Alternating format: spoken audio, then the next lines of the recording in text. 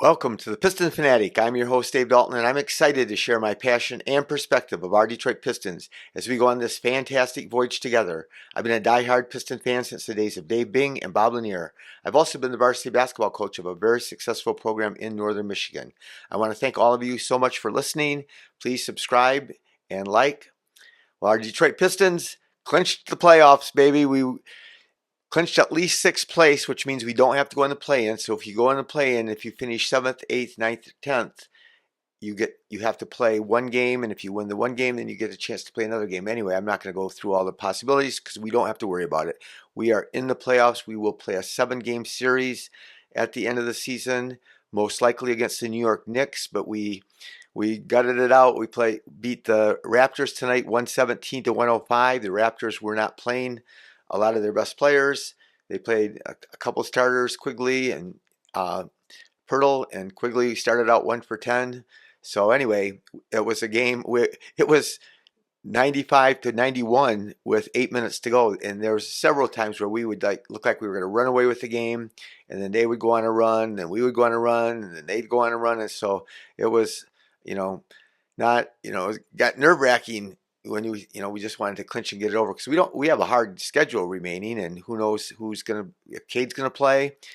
There's George Blaha acts like he's close to being ready to come back, but I'm really concerned about Tobias Harris. So he went out. He was out with his Achilles problems, and he missed some games, and then he came back against Oklahoma City, played the first half, and had to come out and did not return in the second half, and now he's, I don't know. I would be surprised if they play him the rest of the year. Those Achilles injuries, that was what Kevin Durant in the playoffs, he came back and tried to play, and he ended up popping his Achilles, and he missed the whole season because he came back for the NBA Finals when he tried to play. But anyway, we'll get into this game, but Jalen Duren, the monster, the man-child, 21 points, 18 rebounds, 6 assists, 4 blocks, 21 years old.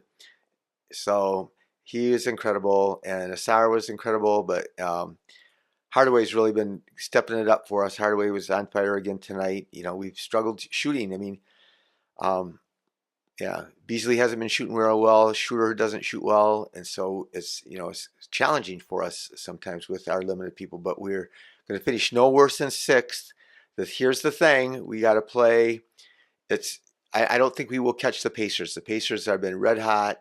I should have looked at their schedule, but here's the Bucks schedule. They play at Miami, and that could be a win. So last night, Giannis has like 37 points, 20 assists, 17 rebounds. He's just crazy, and Lillard hasn't been playing, but there is some speculation Lillard might return, so that would be a big difference maker. But anyway, they play at Miami, at the Pelicans, and then they play home against the Timberwolves, which should be a tough game, but then they play home against the Pelicans. Then we got, the Pistons we play each other at the last 2 games of the season. The Pistons play home against against the Bucks, and then away against the Bucks. So that's the remainder of our season is much harder. So we have the Grizzlies tomorrow night, so it's going to be, not only are we playing the Grizzlies, it's home, but we're playing a back-to-back. Then we get to play the Kings on Monday, who they've been struggling. They got some guys that can score the ball, but they've been really struggling lately. Then we play the Knicks, which, if you were betting, you would say we are going to finish 6th, and we are going to play the Knicks, and the Knicks are pretty much locked into 3rd. So that could be a playoff preview, and it'll be fascinating to see how, if Brunson's been out. Brunson's missed like 16 games and hasn't played, but he's cleared to practice, so he will be back by the time we play them in the playoffs, if that's who we end up playing. But yeah, we have that tough schedule the rest of the way.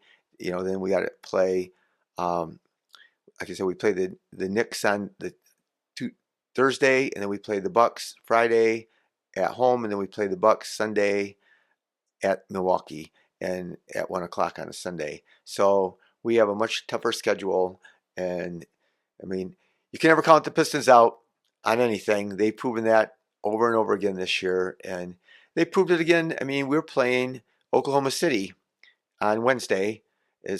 heartbreaking. It was an ESPN game. ESPN flipped their schedule so that the Pistons could get on, and but we didn't have Cade, and we didn't have we had Tobias just for the first half, but we didn't have Stewart, we didn't have Holland, and we didn't have Sasser. So we were missing most of our team, half of our team, and so it made it hard. And those guys battled, though. It was a close game. It was a one possession game with like 4 minutes or 3 minutes left in the game against the best team in the NBA, the Thunder, and we shot terrible. We shot terrible, and we still were hanging in the game. I wrote it down somewhere. So yeah, Ausar against we lost 119 to 103, even though we were close, and then it just got away from us at the end. But Ausar was 5 for 12. Duren, who shoots over 60%, was 3 for 10. It's like the only game I remember him ever shooting under 50%. But Shooter, he struggled shooting all year. He struggled shooting with the Warriors when he played. Again, I mentioned that he had been on fire for like 20 games playing with the Nets at the beginning of the season. He couldn't miss, and then all of a sudden he played for the Warriors.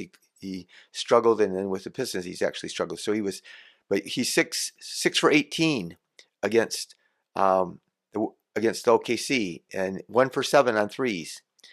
And Beasley was 4 for 15 and 3 for 10 on threes. So Beasley and Shore both struggled tonight again. So we need those guys to shoot because they don't guard Shooter now. Teams are making it harder. Beasley's really close. I think he's like a couple away from having 300 for a season. Only a handful of guys have done that, and Beasley's I think he needs like 2 more. And so, but he's been struggling, but teams have been really playing him hard off the ball and not letting him get chances to catch. I think tonight he made his first 3 possibly, but I don't know if he did, and then he missed his last 8, I think.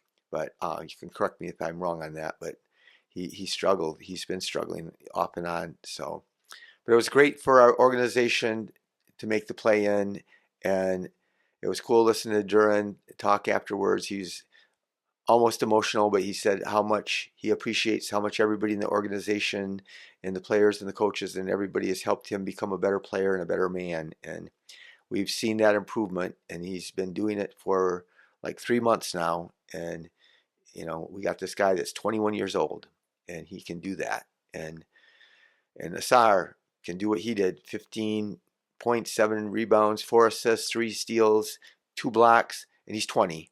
And Cade's 23, and he's going to be all NBA. So yeah, there's a lot of interesting things happen with the Pistons, but it's great to be locked in. The first time in 6 years, but we haven't won a playoff game in 17 years. So we can't get swept, whoever we play. But I mean, I'll get into it more about the Knicks, but that does look like I would, I think the odds are really stacked that we would play that we'll finish 6, because not only does Milwaukee have a much easier schedule, we're tied right now. Well, we're a half game ahead because we won tonight. So we're 43 and 34, and Milwaukee's 42 and 34. But they have a much easier schedule than us the remainder of the way. And again, we have some players that are nicked up a little bit. So we'll see what happens. But yeah, we've had, since January 1st, we've had like the 4th best net rating in the entire NBA, behind all the best teams. I think I mentioned it last podcast. So yeah, you got Oklahoma City, Cleveland Cavaliers, Boston Celtics, and your Detroit Pistons have been the best teams with point differential since the first of the year. So that's been a long time, a big sample size. So NBA straw poll. So they do it every year. So Tim Bontemps, it's on the Hoop Collective podcast with Brian Windhorst. He surveys. He's done this for like the last 5 or more years, and he has a bunch of NBA insiders, like general managers, and there's some writers and different people who it's the same kind of makeup that actually does vote for the MVP. And when you do the MVP vote, you can vote 1 through 5. You vote for 5 people, and obviously if you get a first place vote, you get 5 points. So anyway, in the voting, In the straw poll, Shea's number one by quite a margin now over Jokic, but Jokic is, by far the second best. And then you got Jason Tatum for the Celtics, Giannis, and Giannis is underrated somehow. I don't know. I think, I don't know why people, I just think he is the Greek freak. But anyway, so he's fourth. And then Donovan Mitchell is fifth, and he's had a good year. He's had a little bit of slump here late in the year, but part of the reason he's going to get it is because his team has been one of the best teams. And he's actually shot less and played a little bit less for a lot of the year than he has in past years. But he's fifth. LeBron is number six. Cade, Parker, Cunningham is number seventh. And these polls are accurate, really close almost all the time. And of course, things can change. Somebody can go crazy the last 6 games, whatever teams have left in the season. But one thing that tells you, though, is that if he's seventh in the MVP votings, pretty much says he's going to make second team All NBA. It doesn't guarantee it, but it gives you a good chance. It is interesting, I didn't do a podcast on Wednesday. I apologize for that. The game got over at like midnight, and it takes me about 2 hours by the time I prep for it and perform it, and then upload it or download it, whichever it is I do, and it takes like 2 hours. So I didn't do it, and but George Blaha said that Ivy looks like he'll be back.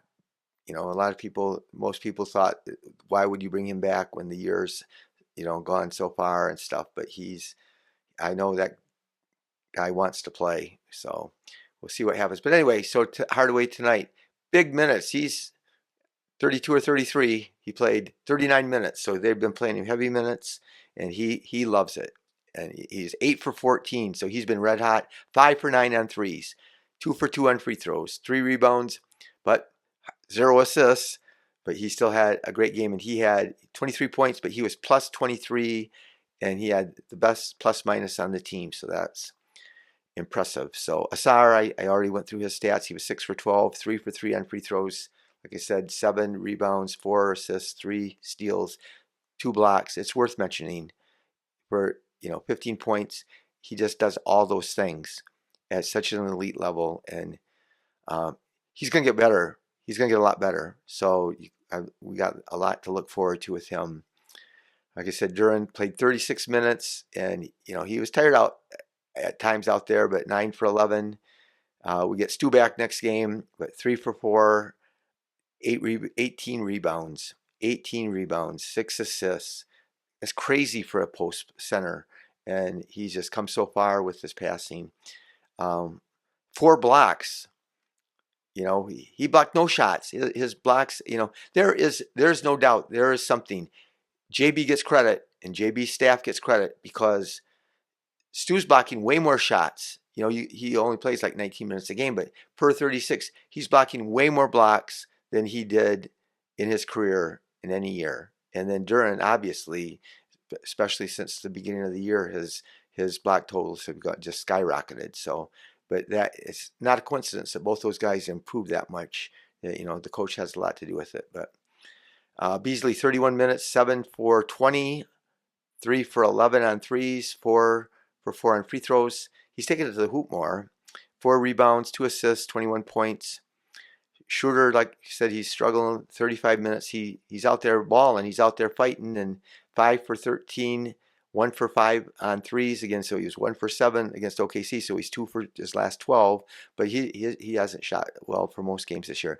And like I know I'm repeating myself, but he's wide open. He's more open than they leave Ron and Ausar. He's so open. They just don't respect him. He has all the time to set up and shoot it, but we need him. If he gets those open shots, he kind of seems to me like he's shooting too slow. He's trying to like aim it up there, but I don't know. 4 rebounds, 7 assists, 16 points. He had Tech played only 13 minutes, but he was 2 for 3 and 1 for 2, 5 points. Holland, 13 minutes. Holland struggled. He came in there, passed right in his hands, just right through his hands. Came down, lost another ball, got beat on a backdoor cut, and So I don't know. I don't know if the suspension messed with his mind. I mean, Greg tried to say on the broadcast that, how missing the games and stuff, but he only missed one game. So, but anyway, his head just wasn't quite in the game tonight. But I'm sure he'll be great next game. B-ball Paul, I feel bad. The last two games, I think he's really struggled. He was 0 for 5 tonight and 12 minutes. Sasser played 19 minutes. He 3 for 6 and 1 for 3 on 3. So he had a good solid game. 3 for 4 on free throws, 10 points. Waters came in. So Waters, in a pinch, Waters will be ready to play. But yeah, our guy that we picked him up and signed him to a two-way or something, or a 10-day contract. Cole Swider, you probably don't remember him, but he was 4 for 8, and he was 2 for 4 on threes. And they said he was a shooter, but he had 10 points. But like I said, Quigley was 1 for 10 to start the game, and he was one of their key players that played. They are playing a bunch of guys that, aren't going to play or aren't going to be in the regular lineup. So can't put any water on this game. It was a great win. It was a great thing for our franchise, great thing for our team. And now the pressure's off, getting that locking into that 6th place with our tough schedule. Hopefully, like I said, we get Cade back. We do want him, just like the Knicks want Brunson. They want those guys to get back in a rhythm, of playing. So, when you obviously, if there's anything wrong, if there's anything questionable, if there's any twinge of pain or the MRI shows anything, you set him. We'd better off him sitting till game 1 of the playoffs. But hopefully he will show that there's no risk of further injury, and that he will come out and he will play in a couple games at least before the end of the season. So thank you for listening again. We got a lot to look forward to. I'm excited about the playoffs. We still got some games. It's going to be sad for me again that the season ends, but be the reason that somebody has some happiness in their life. And go Pistons.